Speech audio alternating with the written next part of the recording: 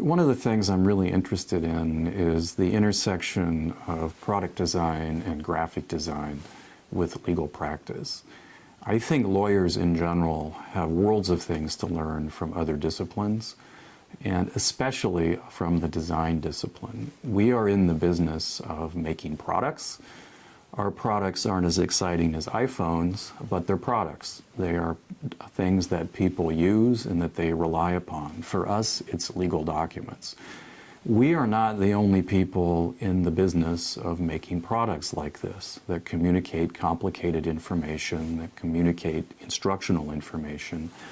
Graphic designers are in that business. People who create signage systems in major airports or hospitals or the like are in that business of communicating a lot of information in an understandable way to busy people. What's odd to me is that lawyers, if you think about conventional legal work products like contracts and prospectuses and corporate bylaws and the like, it's very odd that the legal community doesn't seek to learn from the design community, people who have studied what makes written communication effective. And so the goal with this paper was to step through, well, what if we did that? What if we tried that out? What if we looked at the design literature? What if we looked at executions by professional designers? What if we tried to learn from that and bring that to bear on the creation of legal documents? Recognizing our context and genre, we don't have a tremendous amount of flexibility. Things need to be legal in nature and recognized as legal immediately. And what I found was there's a lot of opportunity to learn and to do better.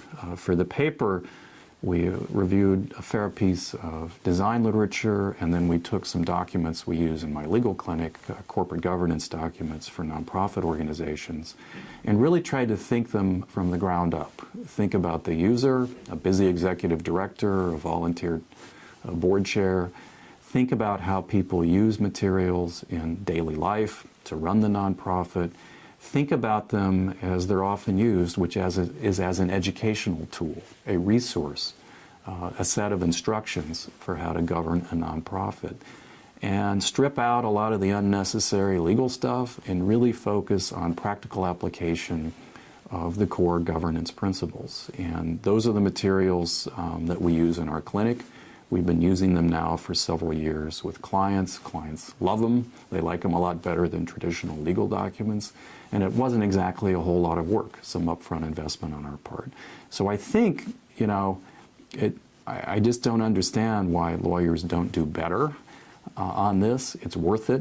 Clients like it. It's not that difficult. You don't have to be an artist. You don't have to hire a designer.